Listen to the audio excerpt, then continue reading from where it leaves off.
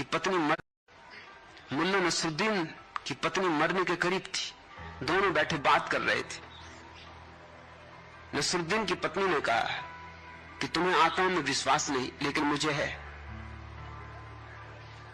और अब मैं मर रही हूं, तो मैं वायदा करती हूं कि मरने के बाद तुम्हें दर्शन दूंगी। पत्नी जो जब मरेगी मरेगी, मुल्ला के प्राण पखेरु आधे उसी वक्त उड़ गए।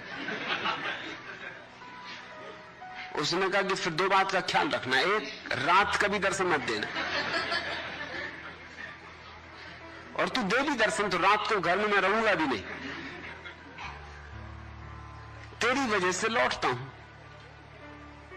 फिर घर लौटने की जरूरत भी क्या है मुझे, और रात तो तू दर्शन देना नहीं, दर्शन देना हो तो दिन में देना, और तब देना जब 10-5 आदमी मेरे साथ हो, अकेले में मत देना, क्योंकि तू जानती कि मैं हृदय दुर्बलता से पीड़ित हूं।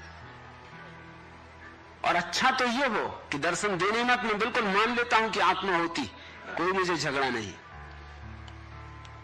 तुम जिनको प्रेम करते हो वो भी अगर शरीर रहित तुम्हारे सामने आके खड़े हो जाएं तो तुम्हारे प्राण कब जाएंगे। मुल्ला नसरुद्दीन एक दोपहर बैंक से निकल रहा था। एकदम से उसने आवाज लगाई, किसी के नोटों की गिड्डी तो नहीं गिर गई। तो 10-25 आदमी एकदम दौड़ पड़े। उन्होंने कहा हमारी गिरी, हमारी गिरी।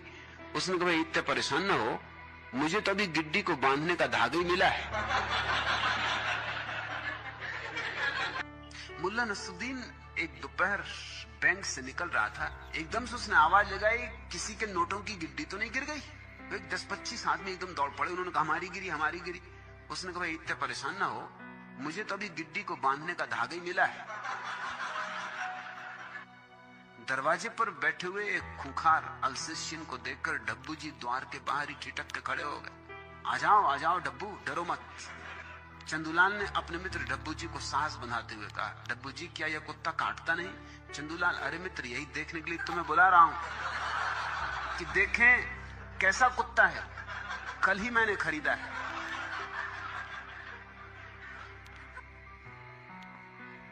मुल्ला नसरुद्दीन होटल में बैठा था। जरा ज्यादा पी गया, और ज्यादा पी गया तो ज्यादा हाँकने लगा। बात बढ़ते बढ़ते यहां तक पहुंच गई कि मुल्ला ने कहा कि मुझसे ज्यादा सहृदय आदमी, उदार आदमी इस नगर में दूसरा नहीं। लोगों ने कहा ये तो हद हो गई, तुम किस तरह के सहृदय, कैसे उदार?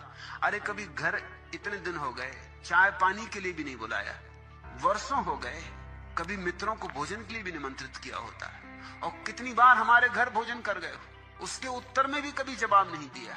मुल्ला ने कहा तो आज ही हो जाए। पिए था तो होश तो पक्के थे नहीं।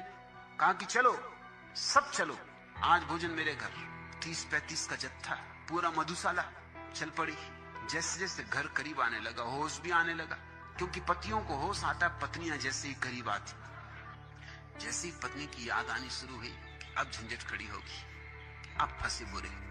30-35 आदमियों को लेके जा रहा हूं और दिन भर से नदारत हूं। तब याद आया कि अरे सुबह भिंडी लेने बाजार भेजा गया, और भिंडी तो खरीदी नहीं, घर ही लौटे नहीं।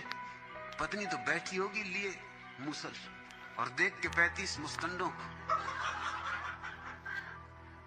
आज आई मुसीबत, और इन 35 के सामने बद्ध होगी। और ये तो मैं किस मुंह से कहूंगा कि इनको भोजन करवाओ, ये तो सवाल ही नहीं उठता। वो मुझे मारे ना पीटे ना, इनके सामने यही बहुत है। कोई रास्ता तो निकालना पड़ेगा।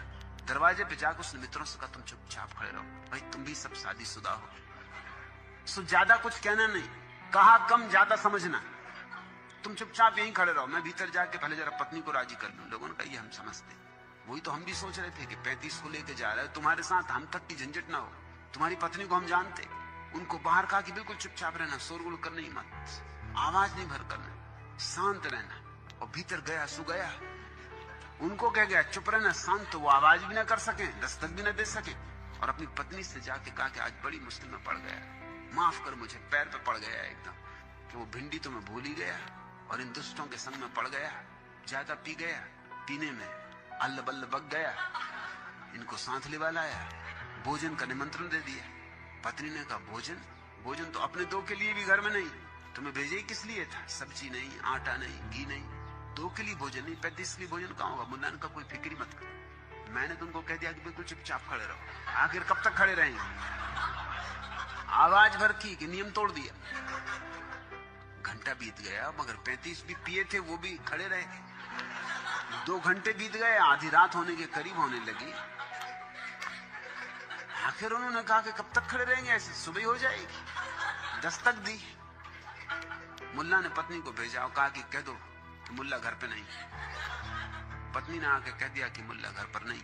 उन्होंने कहा ये तो हद हो गई, और हम यहाँ 3 घंटे से खड़े हैं और वो हमारे सामने दरवाजे के भीतर गया है, और 35 आदमी की आंखें धोखा नहीं खा सकती। ये गवाह है सब। वो घर के भीतर है, कहीं छिपा होगा। हमें घर के भीतर आने दो, हम उसे निकाल बाहर करेंगे। पत्नी ने कहा कि नहीं है भाई, वो सुबह से गए हुए हैं, भिंडी खरीदने तो लौटे ही नहीं। मैं खुद ही परेशान होकर बैठी, मगर वो भी जिद किए हुए रहे कि हम तो अंदर आके देखेंगे। 35 आदमी घर में घुसे तो मुल्ला फंस ही जाए। विवाद करने लगे तो मुल्ला को भी जोश आ गया। उसने ऊपर की एक खिड़की खोली, दूसरी मंजिल से बोला कि सुनो जी, आधी रात को किसी की स्त्री से विवाद करते शर्म नहीं आती? और मैंने तुमसे कहा था चुप रहना।